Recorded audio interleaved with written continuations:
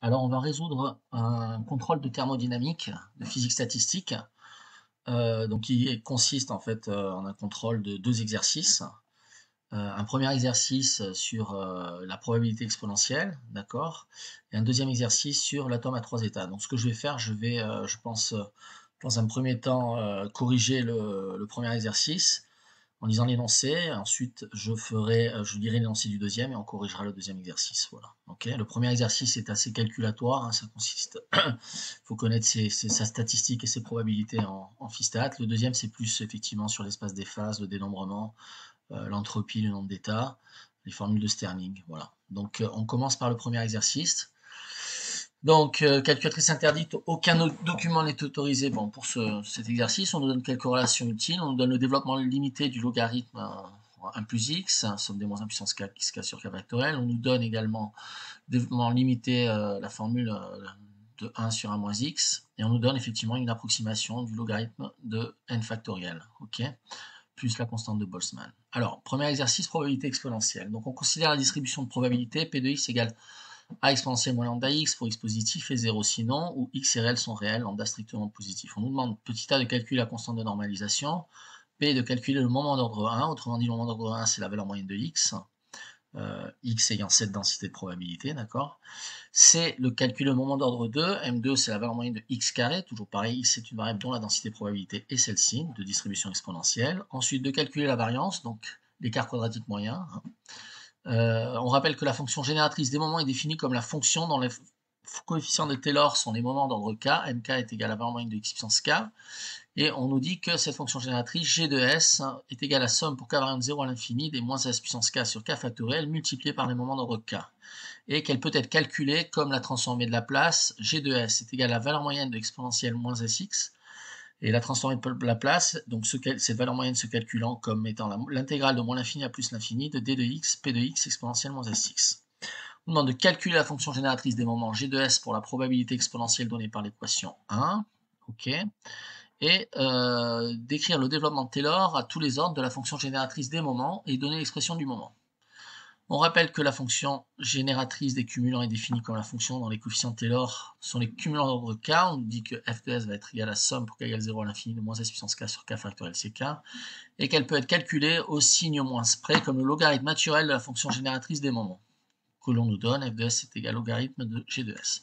On nous demande de calculer la fonction génératrice des cumulants, f de s pour la distribution exponentielle, et enfin h à l'aide du développement de Taylor de la fonction génératrice des cumulants f de s, de calculer le cumulant d'ordre 5, c'est 5. On rappelle que l'entropie d'une distribution de probabilité P de x est définie comme étant S de P de x comme étant l'opposé de l'intégrale de moins l'infini à plus l'infini dx, P de x, ln de P de x, et de calculer l'entropie S de la distribution exponentielle. Voilà. Donc, correction de l'exercice. Donc, on a une probabilité exponentielle, donc négatif pour les x négatifs. J'ai tracé le diagramme de cette fonction. A, souvent, c'est la valeur initiale de la population. Bon, voilà. C'est une modélisation, d'accord. Donc en fait on nous demande de calculer là, pour calculer là il faut pouvoir normaliser la densité de probabilité. On sait que la probabilité sur tout R c'est égal à 1, hein, si on prend l'ensemble des probabilités, hein, ça s'exprime comme étant l'intégrale continue sur R, c'est-à-dire de moins l'infini à plus l'infini de P de x dx. Autrement dit, donc l'intégrale de moins l'infini à 0 c'est nul puisque la fonction est nulle, ici, et donc pour la partie réelle positive, donc on a l'intégrale de 0 à plus l'infini de A exponentielle moins lambda x dx. A est une constante, elle ne dépend pas de la variable d'intégration x, donc on la sort de l'intégrale. Par ailleurs, une primitive de exponentielle moins lambda x, c'est moins 1 sur lambda exponentielle moins lambda x, d'accord. Donc à calculer entre ces bornes, c'est-à-dire entre 0 et l'infini. Exponentielle de moins l'infini, ça tend vers 0. Donc ceci est égal à 1 sur lambda. On en déduit directement que grand A est égal à lambda. Ok. Maintenant, donc, on va utiliser ce résultat pour pouvoir calculer en B le moment d'ordre 1, qui est la valeur moyenne de x. Cette valeur moyenne de x est égale à lambda, je l'ai sorti de l'intégrale directement, c'est A, hein. L'intégrale de 0 à plus l'infini, puisque entre moins l'infini et 0, c'est nul, de x fois p de x. X fois p de x, c'est x exponentielle moins lambda x dx. Bien. Alors, pour calculer cette intégrale, il suffit tout simplement de remarquer, c'est quelque chose qui est un petit peu astucieux, que si on dérive par rapport à, non pas à x, mais par rapport à la variable lambda exponentielle moins lambda x, on obtient x exponentielle moins lambda x. Ok. à un facteur moins 1 près. Autrement dit, cette intégrale, ça va être la dérivée par rapport à lambda de l'intégrale de 0 à plus l'infini exponentielle moins lambda x. C'est une astuce de calcul. Et cette intégrale, on l'a calculée en question 1. Donc, puisqu'on l'a calculée, on la retrouve ici. Donc, on la connaît. Autrement dit, le moment d'ordre 1 est égal à moins lambda, qu'on a sorti de l'intégrale, fois la dérivée partielle par rapport à lambda de cette primitive vaut 1 sur lambda. Donc, quand on dérive 1 sur lambda, on a du moins 1 sur lambda 2. Donc, le moment d'ordre 1 est égal à moins lambda fois moins 1 sur lambda 2, c'est-à-dire lambda sur lambda 2, c'est-à-dire 1 sur lambda. Voilà. J'ai donc tracé, représenté ici la courbe du moment d'ordre 1. D'accord, on s'aperçoit que donc, son intégrale doit valoir 1 sur lambda. On nous demande maintenant de calculer le moment d'ordre 2. Pour le moment d'ordre 2, c'est exactement pareil. On va utiliser exactement la même astuce. Donc on va poser l'équation. On va s'apercevoir qu'en posant l'équation, on va avoir ici, à la place du x, on va avoir du x au carré. Et donc on s'aperçoit que x au carré, c'est comme par rapport à exponentielle moins lambda x. X au carré exponentielle moins lambda x, en fait, ça va être la dérivée seconde par rapport à lambda 2 de exponentielle moins lambda x, puisque par rapport à lambda. Donc si vous dérivez exponentielle moins lambda par rapport à lambda, il vous sort du moins x. Si vous le dérivez une deuxième fois par rapport à lambda, ok, il vous sort encore du x, donc du x au carré. Autrement dit, le moment d'ordre 2, le cumulant d'ordre 2, donc ça c'est des astuces de calcul qui sont vues dans des exos de TD, normalement en cours, donc bon, ou alors, bon voilà, il faut connaître ces astuces mathématiques, ça sert en Fistat, voilà. Donc, c'est donc égal à lambda, la dérivée seconde par rapport à lambda 2 de notre intégrale, l'intégrale de 0 à plus l'infini de l'exponentielle moins lambda x dx, dont on connaît la primitive qu'on a calculée en petit a. Et donc, c'est égal à lambda, la dérivée par rapport à lambda de moins 1 sur lambda 2, puisque, effectivement, on l'a utilisé par rapport à m1, on simplifiait. C'est donc égal à 2 lambda sur lambda cube, autrement dit 2 sur lambda 2. Ok. On nous demande maintenant de calculer l'écart type en D. Donc l'écart type, c'est égal au cumulant d'ordre 2. Autrement dit, c'est la valeur moyenne du carré des écarts à la moyenne. Ok, donc vous avez qu'à développer ce terme et vous obtenez rapidement que c'était égal à la valeur moyenne de x carré moins la valeur moyenne de x au carré. Ces termes-là, on les a calculés précédemment. Ça, c'est le cumulant d'ordre 2. Donc il vaut donc 2 sur lambda 2. Et ça, c'est le cumulant d'ordre 1 au carré. Le cumulant d'ordre 1, on l'a calculé, c'était 1 sur lambda. Donc 1 sur lambda au carré. D'accord. Autrement dit, c'est donc égal à 2 sur lambda 2 moins 1 sur lambda carré, c'est égal à 1 sur lambda 2. Bien. On nous demande ensuite de calculer la fonction génératrice. D'accord. Donc la fonction génératrice pour la probabilité exponentielle donnée par cette équation. On a juste à poser l'équation comme elle est posée dans l'énoncé. On obtient que g de lambda est égal à la somme pour k variant de 0 à l'infini des moins 1 puissance k sur k factoriel fois le moment d'ordre k. Et ceci, en fait, c'est la valeur moyenne de exponentielle moins s lambda. C'est égal à l'intégrale de moins l'infini à plus l'infini de p de lambda exponentielle moins sx dx. D'accord. C'est donc égal à l'intégrale de 0 à plus l'infini de lambda exponentielle moins lambda fois exponentielle moins sx dx. On intègre cette fonction. Et c'est donc la transformée de la place, c'est égal à lambda sur lambda plus s. On le met sous la forme, on fait sortir lambda du numérateur dénominateur, on le met sous une forme qui va nous permettre ensuite de faire un développement de Taylor à l'infini, 1 sur 1 plus s sur lambda. Ok. Donc, en petit f, on nous demande d'écrire effectivement le développement de Taylor à tous les ordres de la fonction génératrice des moments g de s et de donner l'expression du moment mk. Donc g de lambda s'écrit 1 sur 1 plus s sur lambda. On utilise ce qui nous est donné dans l'énoncé, c'est-à-dire on nous donne dans l'énoncé que le développement de Taylor de 1 sur 1 moins x, c'est somme de 0 à plus l'infini x puissance k, donc il faut mettre ce terme-là sous la forme 1 sur 1 moins x. C'était la petite astuce là, ok. Donc on revient. Donc en fait, on met sous la forme demandée, 1 sur 1 plus s sur lambda, c'est égal à 1 sur 1 moins s sur lambda, et on peut à ce moment-là faire un développement de Taylor. On obtient donc que g de lambda, c'est égal à la somme pour k égale 0 à plus l'infini des moins s sur lambda à la puissance k. Autrement dit, des moins s puissance k sur k factoriel, oui, multiplié par... Oui, on cherche à faire intervenir l'exponentielle. C'est moins s puissance k sur lambda puissance k. On multiplie en haut et en bas par k factoriel, effectivement, pour pouvoir avoir le moment d'ordre m qui est égal, de moment d'ordre k, pardon, qui se met sous la forme k factoriel sur lambda puissance k. Donc, on a ensuite suivant cette formule, les différents moments. M1, c'est 1 sur lambda, M2, 2 sur lambda carré, M3, 6 sur lambda cube. Et on vérifie bien, on fait un test pour le moment d'ordre 1 et le moment d'ordre 2 que l'on a calculé en A, en B, en B et en C, que ça correspond à notre formule ainsi calculée. Voilà, notre formule générique. Bien. Ensuite, petit g, on nous demande donc de calculer la fonction génératrice des cumulants. On nous a rappelé que la fonction génératrice des cumulants est définie comme la fonction dont les coefficients de Taylor sont les cumulants CK d'ordre K. Donc on nous a donné f de s qui est égal à la somme pour k égale 1 à l'infini des moins s puissance k sur k factoriel CK.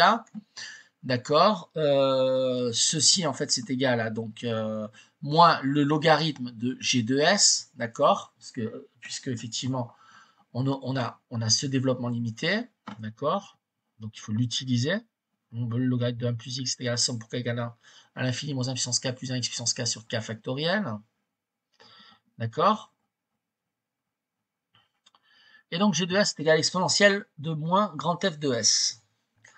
Quand f de s est égal à moins le logarithme népérien de 1 sur 1 plus s sur lambda est égal à logarithme népérien de 1 plus s sur lambda. Alors c'est vrai que cette première partie pour un exo de Phi-stat, c'est plus calculatoire que vraiment thermodynamique. Bon, voilà, c'était la partie calculatoire. Encore quelques petits calculs et ensuite on va passer à quelque chose de plus concret d'un point de vue thermostat, quoi. Ok, donc le logarithme de 1 plus s sur lambda, on utilise la formule, on utilise donc toujours la formule du développement de ln de 1 plus x qui nous est donné dans l'énoncé et on obtient que c'est égal en substituant somme pour n égale 1 à l'infini des moins 1 puissance n plus 1 s sur lambda. On a substitué x par s sur lambda en fait, la variable x par la variable s sur lambda puissance n fois 1 puissance n. Encore une fois, on nous donnait ce développement limité dans ce développement de Taylor dans l'énoncé. Bon, on est censé le connaître, mais bon.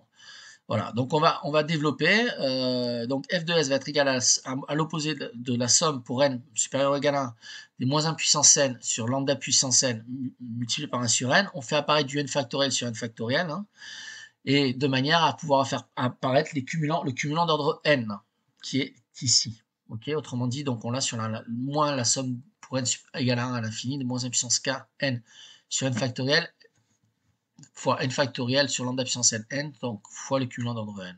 Donc en H, on nous demande de calculer le cumulant d'ordre 5 à l'aide du développement de Taylor de la fonction génératrice des cumulants.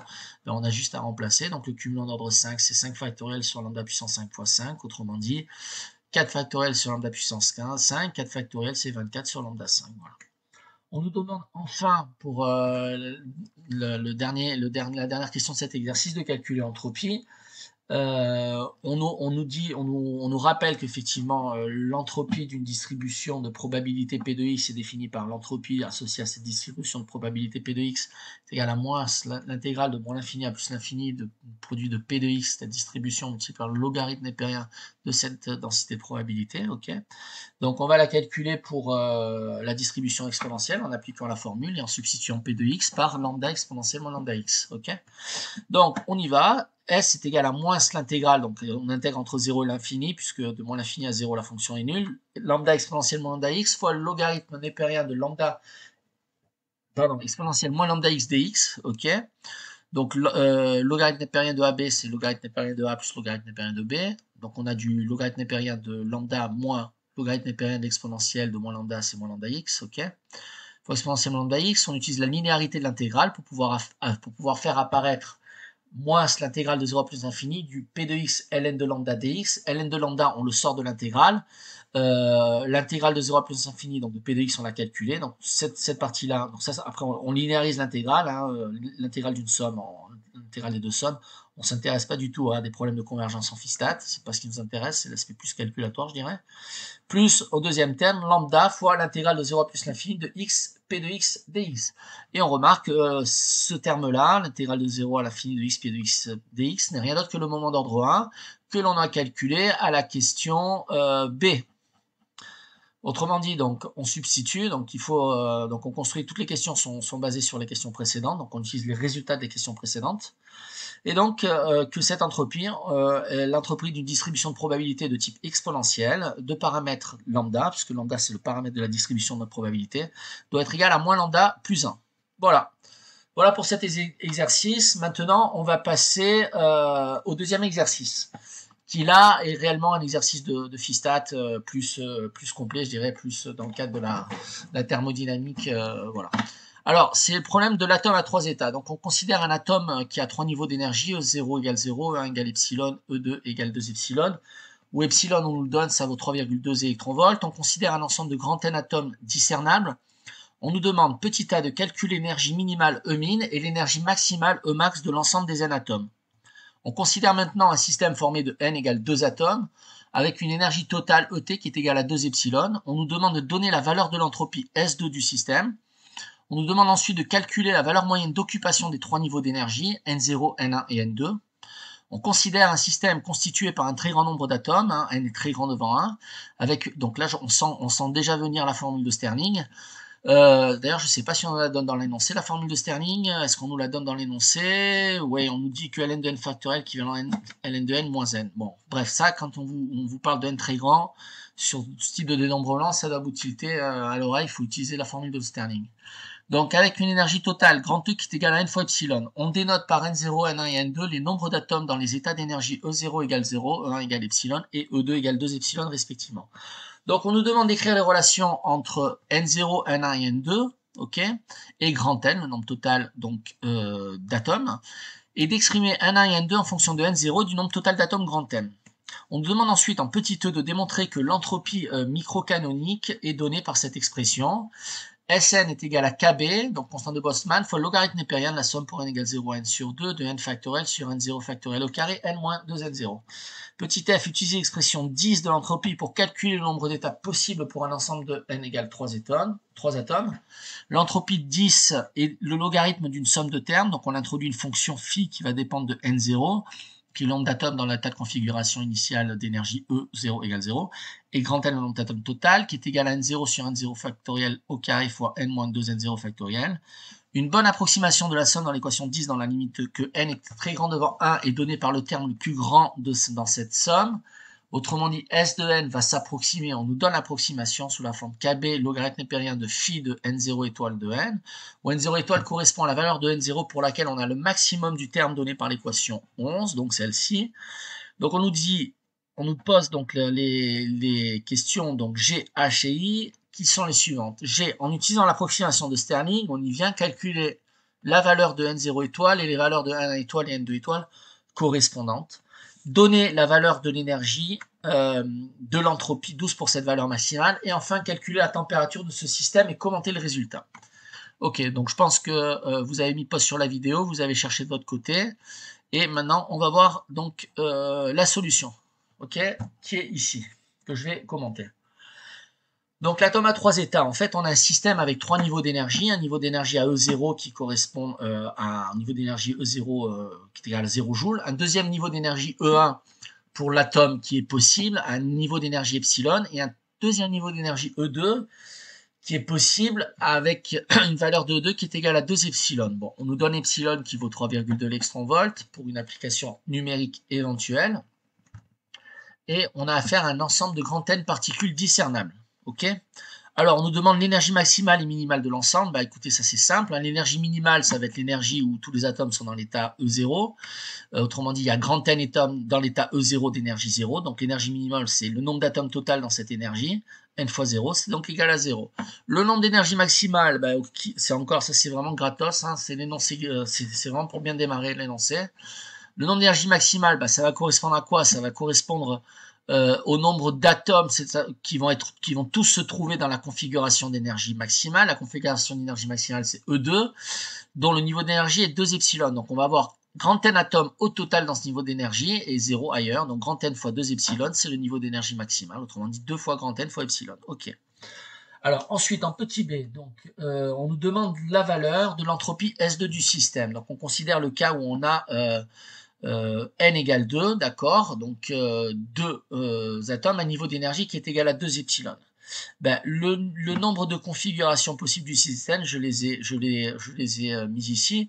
Soit on va voir, ben, en fait, il y a trois, c'est le nombre de micro-états. Donc, pour trouver le nombre d'énergie avec deux atomes, ben, on peut être les deux atomes, ils peuvent être soit dans la première configuration, un atome en haut, d'énergie haut ou un atome d'énergie bas, ou effectivement, puisque les particules sont discernables, d'accord? Soit une autre particule à ce niveau d'énergie, toujours ici, ou alors on peut avoir les deux particules dans les niveaux d'énergie moyens, ok?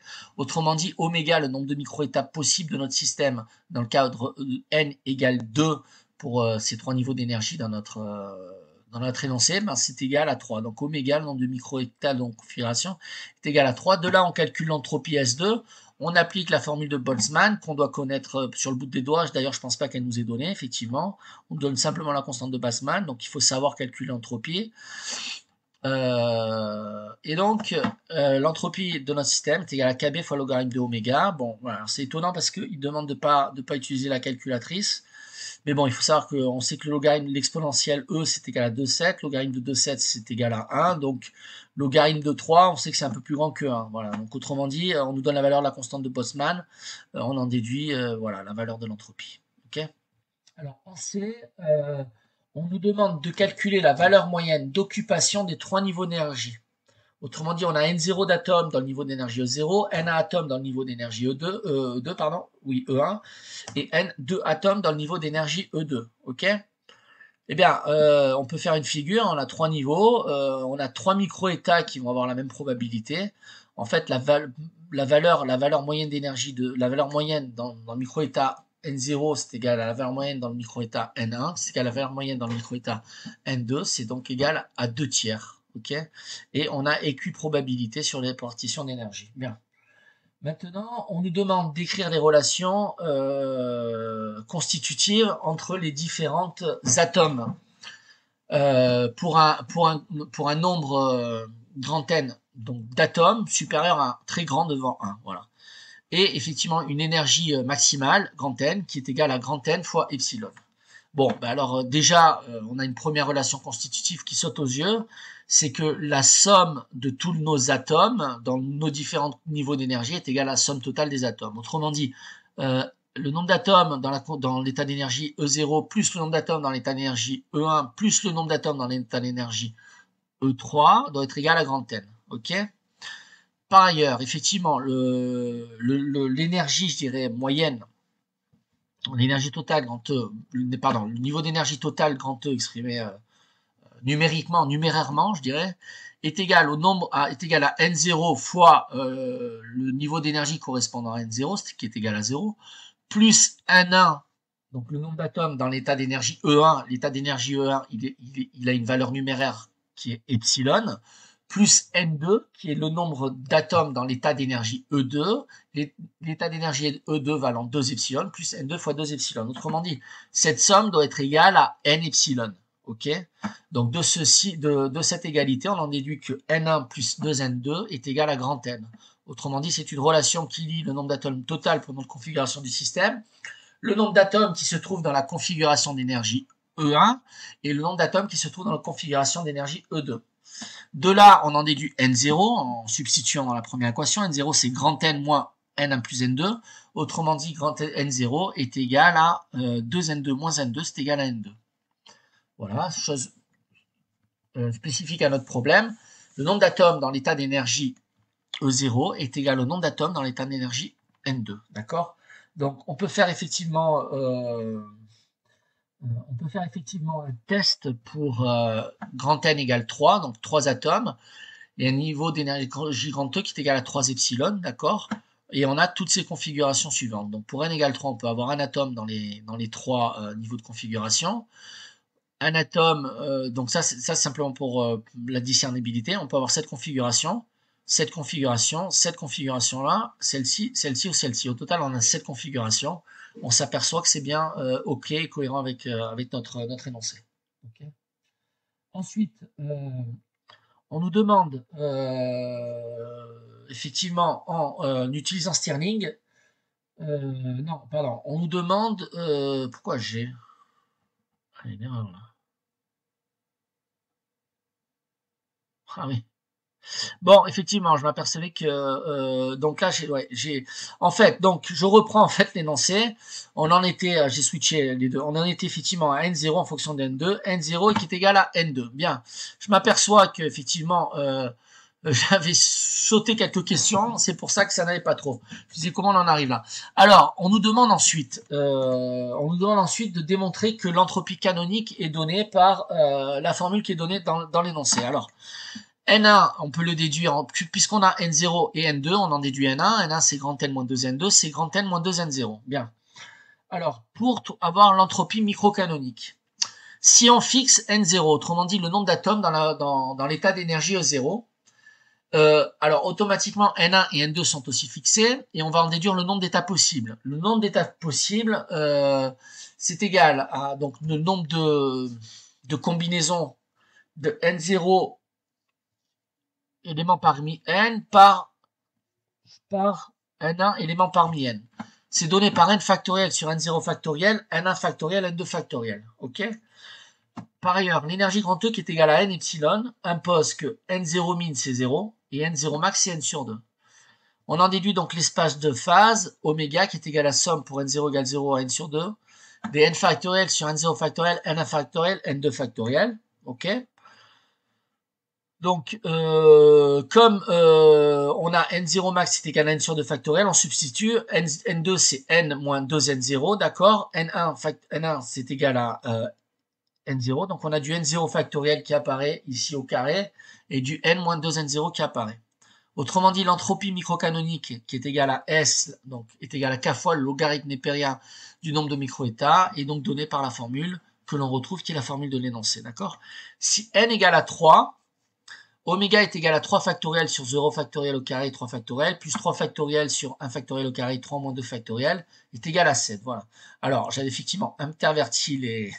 C'est pour ça que je ne comprenais pas, j'avais interverti les slides. Mais bon, on en arrive donc pour n égale 7 à la configuration précédente. C'est pour ça que je ne comprenais pas cette configuration précédente. Donc, cette configuration est la configuration pour 7 éléments. OK ? En petit g, en fait, on introduit donc la fonction phi de n0 et de n, et on cherche à la maximiser. On cherche en fait la valeur de n0 qui va maximiser en fait l'entropie. Ok. Donc cette définition, elle est donnée dans l'énoncé. Hein, on nous donne phi de n0 et de n. Donc à partir de là, on calcule donc l'entropie Sn qui est égale à kb logarithme de la somme pour n égale 0 à l'infini des phi de n0 n. Ceci, en fait, on l'approxime comme étant kb ln de phi de n0 n, ok, en négligeant les autres termes. L'approximation va utiliser la formule de Stirling, donc on utilise la formule de Stirling qui nous dit que n factoriel pour n grand est à peu près équivalent à n ln de n moins n. Donc on calcule le logarithme népérien de cette expression, donc on fait logarithme népérien du numérateur moins logarithme népérien du dénominateur, c'est calculatoire. On obtient que le ln de phi est égal à n ln de n moins 2n0 ln de n0 plus 2n0 moins n moins 2n fois ln de n moins 2n0 plus n moins 2n0. Il y a des termes qui se simplifient, hein, les n s'en vont, les 2n0 également, et on peut donc mettre l'expression sous la forme qui nous intéresse, qui est celle-ci. Attendez, c'est quoi cette histoire? Bon, où est-ce qu'elle est l'expression? Bon, on va dire que c'est cette expression-là, ok, mais elle peut encore se simplifier. Bon, bref. Voilà. Ln de phi, c'est n ln de n, moins 2n0 ln de n0, moins n moins 2n0 ln de n moins 2n0. On va chercher à maximiser par rapport à phi, par rapport à n0. Donc, lorsqu'on va dériver par rapport à n0, ce terme-là, c'est une constante, ça vaut rien, ça vaut 0. Ce terme-là, dans 2n0, ben, il y a du n0 qui intervient. Donc, c'est simplement une dérivation. Hein. Il faut savoir que la dérivée du logarithme de phi, c'est phi prime sur phi, d'accord. On obtient ainsi que donc la fonction est maximum pour la dérivée partielle par rapport à n0 du logarithme de phi qui est égal à 0. Donc vous faites un calcul de dérivation élémentaire, je vous laisse faire le calcul et vous devez obtenir moins 2 logarithme népérien de n0 étoile moins 2, plus 2 fois logarithme népérien de n moins 2 n0 étoile plus 2. Ceci, ça peut, en utilisant les propriétés du logarithme, se factoriser sous la forme 2 ln de n moins 2 n0 sur n0. Ok, c'est de l'étoile. D'accord, donc cette dérivée est nulle si et seulement si logarithme de...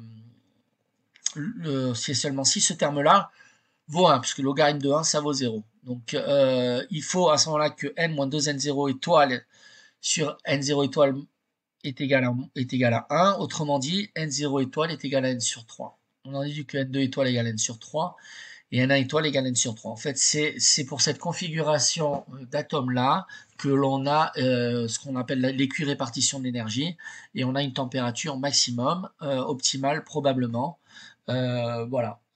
Donc, on nous demande de calculer l'entropie pour cette valeur maximale et la température. Ben, écoutez, on va la calculer l'entropie pour la valeur maximale. Donc, c'est Kb ln de oméga. On substitue dans phi de n0, ln de oméga, on substitue n0 par n sur 3. Hein. On va avoir du n factoriel sur n sur 3 factoriel au carré et du n moins 2 fois n sur 3, donc n moins 2 tiers de n sur 3, c'est égal à n sur 3 factoriel. D'accord. Bon, ça, après, ça se fait calculer avec les fonctions gamma, mais là, on n'en a même pas besoin. Donc, on obtient cette expression que pour une valeur n0 étoile qui est égale à n sur 3, on a l'entropie qui se met sous la forme n fois la constante de Boltzmann, logarithme népérien de n sur 3 puissance 2 tiers fois n sur 3 puissance 2 tiers. Autrement dit, c'est n fois Kb, la constante de Boltzmann fois logarithme de 3. Ok.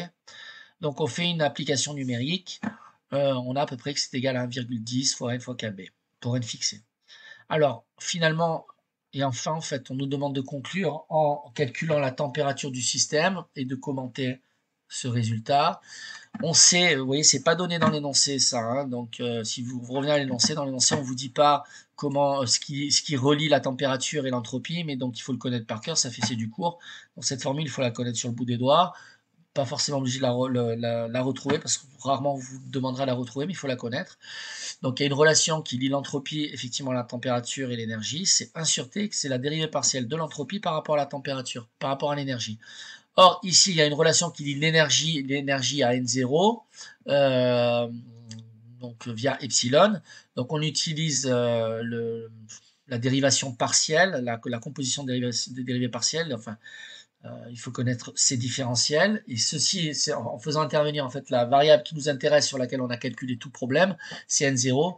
Donc, la dérivée partielle de S par rapport à N0, c'est la dérivée partielle de N0 par rapport à E, par la dérivée partielle de n par rapport à n0. D'accord? On l'a en termes croisés ici. Hein. Vous le faites apparaître. Ça doit être nul. On en déduit que t tend vers plus l'infini pour ce système, lorsque n0 est égal à n et e est égal à 2 fois n epsilon 0. On a déduit que n2 est égal à n. Donc, ce sont des états d'ordre maximum pour t égale 0.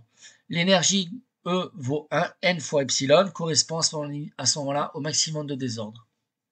Bon voilà, j'ai été assez rapidement, mais vous avez tous les calculs qui sont détaillés.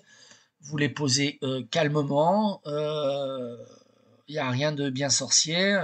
Faut savoir dénombrer un nombre d'états et utiliser les formules du cours d'entropie, de dénombrement. Voilà, connaître Stirling. Voilà, dériver une fonction, en trouver le minimum, le maximum. Bon voilà, et connaître quelques formules de thermodynamique du cours, et notamment cette formule qu'il faut connaître par cœur et savoir la décomposer quand on n'a pas directement l'énergie en variable. Donc voilà, pour cette vidéo de contrôle de thermo. J'espère qu'elle vous a été utile. Voilà, j'en ferai certainement d'autres.